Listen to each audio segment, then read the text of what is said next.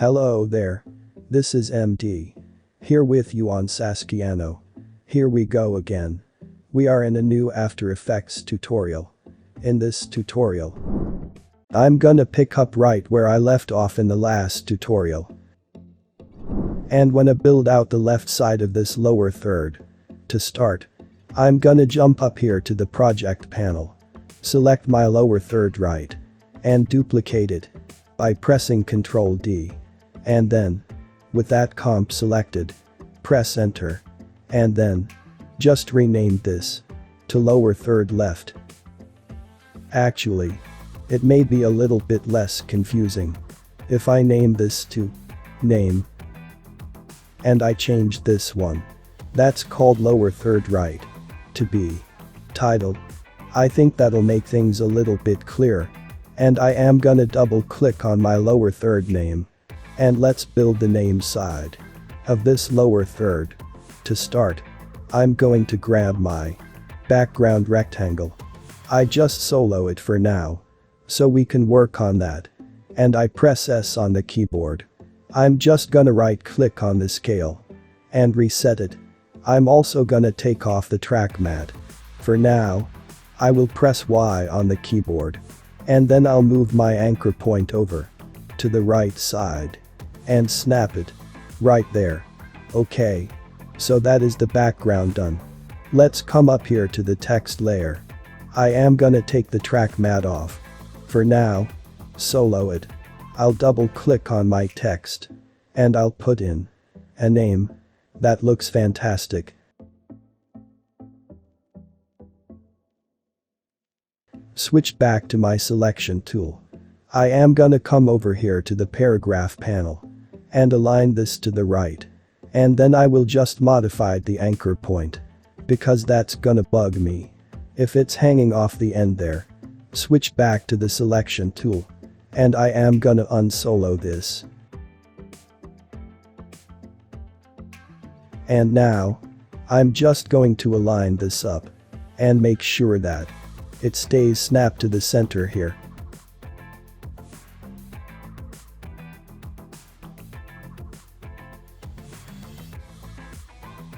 So I am gonna put it over here.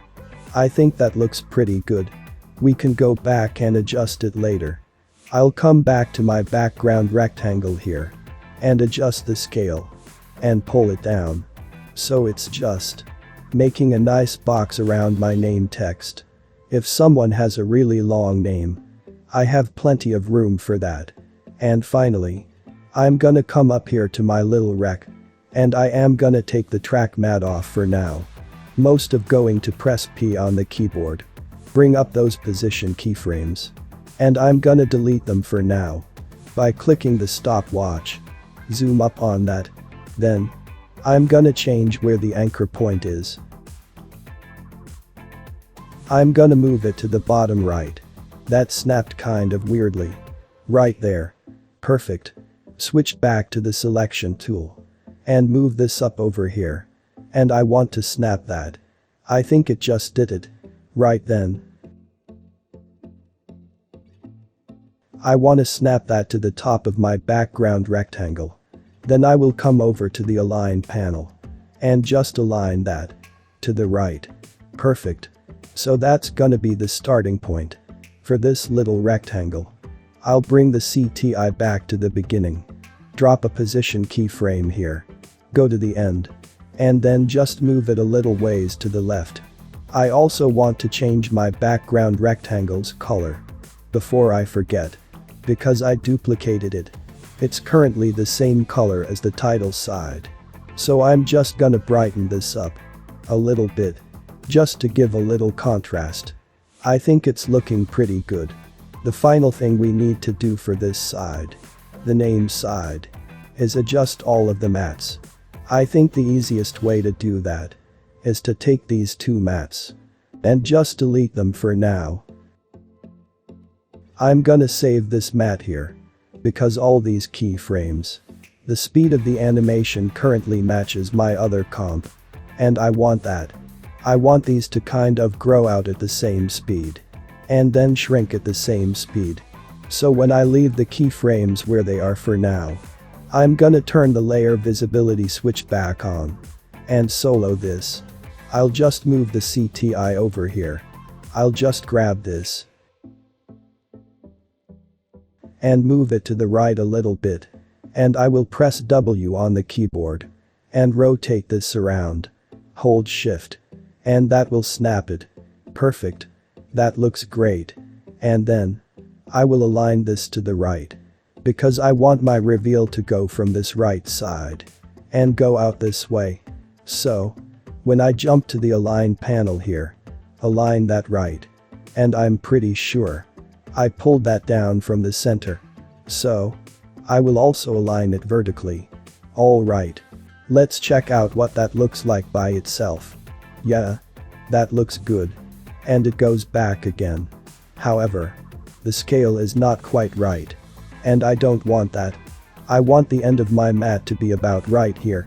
So let me turn it back on. And I'll just adjust my first keyframe scale. But actually, I can adjust both of them at the same time. If I select both of these keyframes. Because they're both currently set to the same value. And if I put my CTI right over this keyframe. And I make an adjustment with both of the selected. It'll adjust both of them at the same time. So, with this layer selected. I will select both of those keyframes. And I will just pull it down. To it just covers up. And I will zoom in here. It just goes past my background. Rectangle perfect.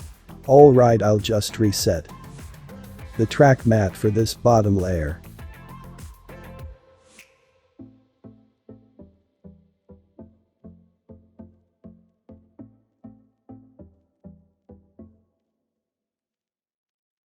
Duplicate my mat. Press U on the keyboard to bring up this keyframes. And remember, I need to move these keyframes down 3 frames from the beginning to kind of offset that time. So move the CTI back to the beginning. Press page down 3 times. Select these keyframes. And then pull them over to the right. I like to hold shift. So it'll snap right there. Then I'll come to the ending animation here. Where it kind of scales back out to 0. Move the CTI 3 frames to the left. And then pull these last set of keyframes to the left. So that they will lead my background rectangle. And I move my mat 2 layer above my text layer. And then set the alpha mat for my text layer. That is done. And that looks great. Finally, I will jump back down to my mat 1 layer. Duplicate it by pressing Ctrl D, hit S on the keyboard. Get rid of this scale keyframes. I will alt click the stopwatch. Grab this pick whip here. And pick with the scale. Which is still open on my mat 1 layer. So I'll move my mat 3 layer up to the top. Select my little rec. And change the track mat to alpha. Let's see if this works.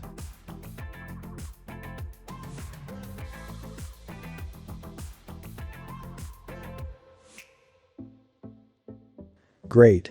That should go out. Excellent. It looks great. Alright. Final thing that I want to do is put both of these together. Someone create another composition. And I'm just gonna name this placement comp. I'm gonna click the preset and choose 1080 29 frames per second. But then I'll just change that to 23.976. And everything else looks good. Then I will press OK.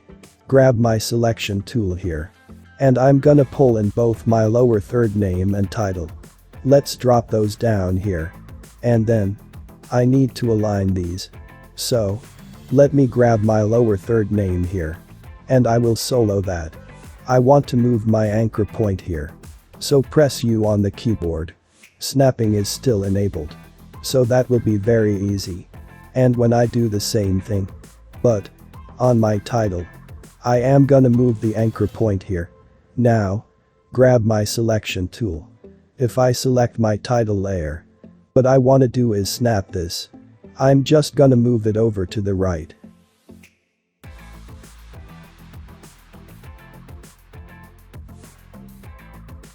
Right about there. It will snap to my name layer. Both of those are locked right in there. And then, to make sure that none of these gets misaligned, what I'm gonna do is I'm gonna parents my lower third title to my lower third name. I'll grab the parents pick whip right here. Click and drag. And just drag that to the lower third name. Then, I will lock my lower third title so that I can't move it. I can't even select it. And now, I can grab my lower third name. That side. I can just pull it down here to position it. I bring up the title safe area. It's gonna move it right here. I like to see what this looks like over footage. There we go. I'm gonna change this to a guided layer by right clicking on it and choose guide layer. What that will do is it'll let me see it in this composition, but it will not render, which is really handy. I play this.